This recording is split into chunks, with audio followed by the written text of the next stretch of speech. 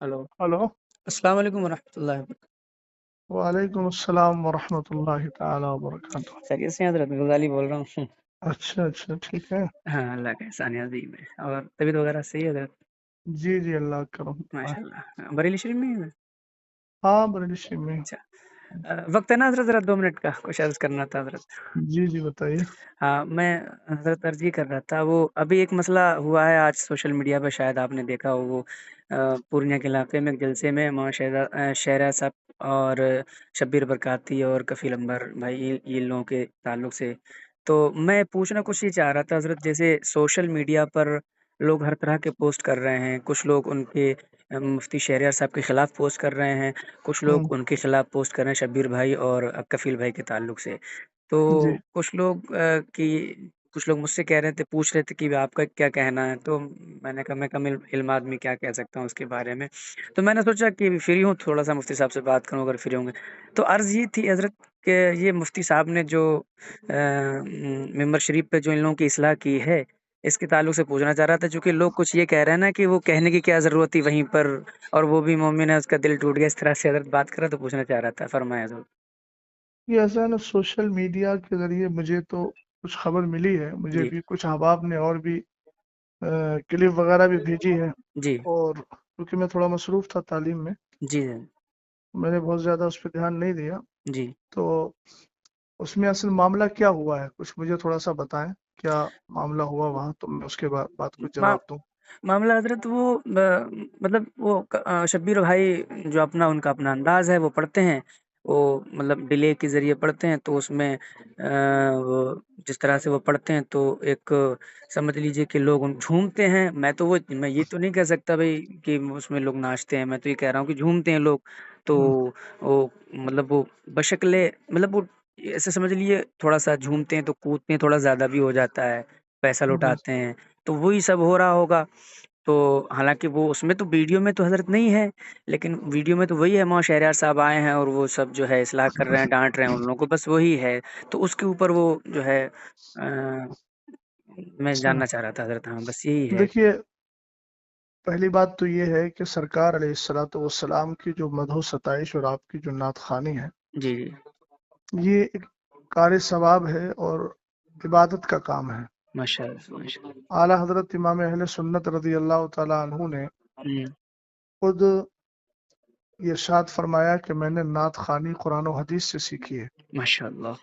तो इसका मतलब ये है कि सरकार अलैहिस्सलातु वस्सलाम की मदहो सताइश और आपकी तारीफ और सना खानी जी, ये कुरान और हदीस में मौजूद है, ये हम अच्छी तरह जानते हैं। माशाअल्लाह। और ये वो काम है जो हमारे असलाफ करते चले आए हैं। जी, और हुजूर अलैहिस्सलातु वस्सलाम ने इस फेल को पसंद भी फरमाया है हजरत जी, हसन इब्न साबित रदी अल्लाह तआला अन्हु के लिए। जी, तो खुद एक हदीस पाक जिसकी उम्मुल मोमिनीन आयशा सिद्दीक़ा रदी अल्लाह तआला अन्हा रिवायत फरमाती हैं, माशा और उसका जुमला है कि इन्नल्लाह तआला युअय्यिदु जी, इन्ना जिब्रीला युअय्यिदु हस्सान इब्न साबित। कि हजरत जबरील अमीन जो है वो हजरत हस्सान इब्न साबित रदी अल्लाह तआला अन्हु की तायद करते रहेंगे। हुजूर ने फरमाया कि हस्सान की तायद जो है वो जिब्रील करते रहेंगे। और एक जगह है इन्नल्लाह ताला युअय्यिदु हस्सान इब्न साबित बिरूहिल कुदसी, माशा कि अल्लाह ताला जिब्रील के जरिए हस्सान इब्न साबित की तायद फरमाता है। मिश मान मा नाफहान रसूलुल्लाह और फाखरा, जब तक कि वो हुजूर अलैहिस्सलाम की नात पढ़कर उनका दिफा करते हैं और उनकी तरफ से नाज भरी बातें अर्ज करते हैं, माशा यानी सरकार अलैहिस्सलाम की शान बयान करते हैं। तो ये एक बहुत अच्छा फेल है, जी, जी, इसमें कोई शक नहीं है। जी।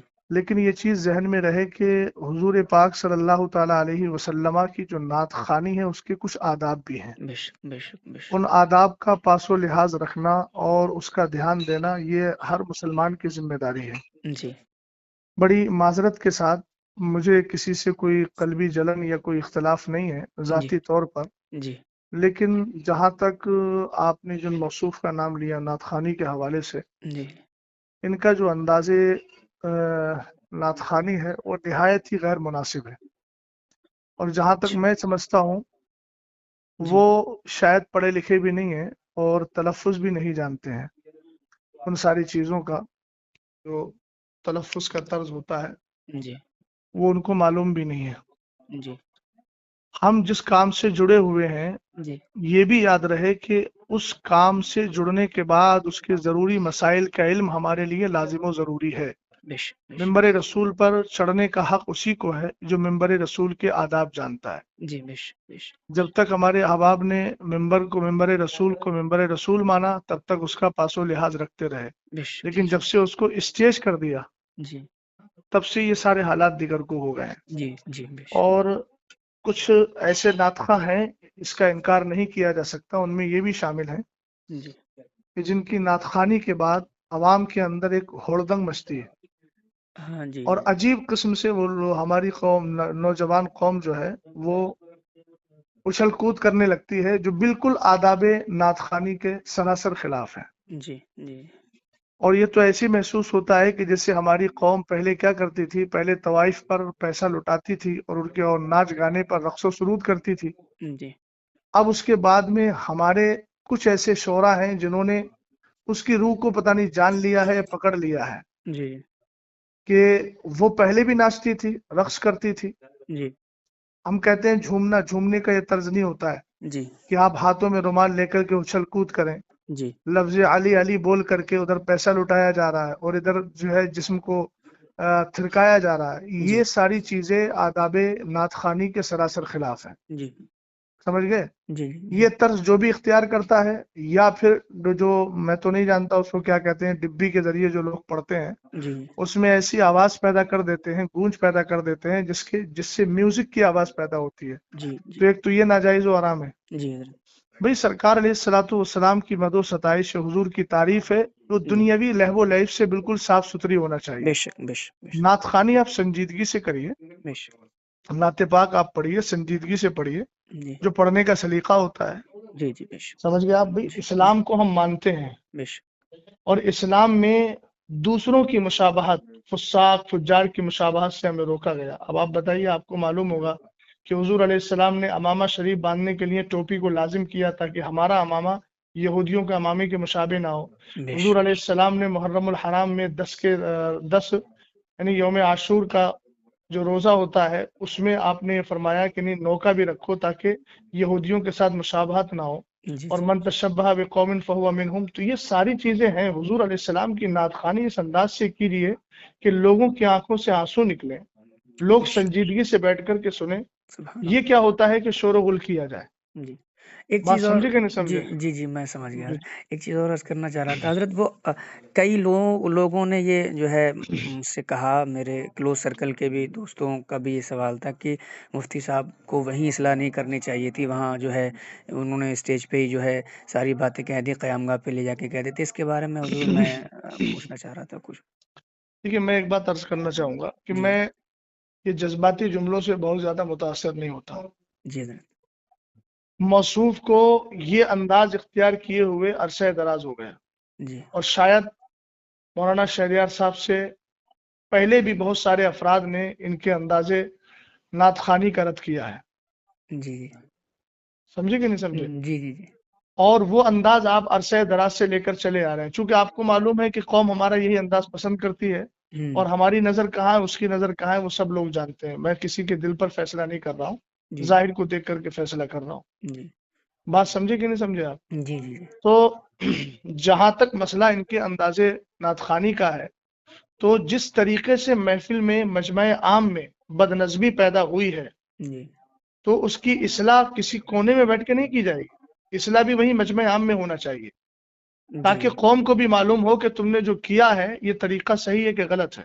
बेश हमको कोने में भाई लोग बड़े आसानी से आमतौर से वो लोग बोलते हैं कि जो फिक की जबान जानते ही नहीं है। जी, भाई जाहिर सी बात है, जो जुर्म खुल के करोगे तो जी, उसकी तौबा भी खुल के होगी, जी, जी, जो जुर्म छुप के करोगे उसकी तौबा भी छुप कर होगी। बेशक, अब तुमने पूरा मिंबर रसूल का मिजाज बिगाड़ दिया जी, जी। है ना, और अवाम के अंदर अजीब थिरकने वाली कैफियत पैदा कर दी, तो इसलाह के कमरे में जाके की जाएगी। हाँ जी, बिल्कुल, बिल्कुल, ये कहाँ का तर्ज है आपके पास? बिल्कुल। अच्छा, ये एक आपने कहाँ से सीखा? जी हुज़ूर, वक़्त है, एक चीज़ और पूछना थी हज़रत ज़रा। जी जी वो کفیل بھائی نے جو کہا نا کہ مفتی صاحب کو جب پتا تھا کہ شبیر برکاتی صاحب آ رہے ہیں تو آپ کو یہاں آنا ہی نہیں چاہیے تھا، اس کے تعلق سے بھی کئی لوگوں نے مجھ سے کہا کہ پہلی تو بات تو یہ ہے کہ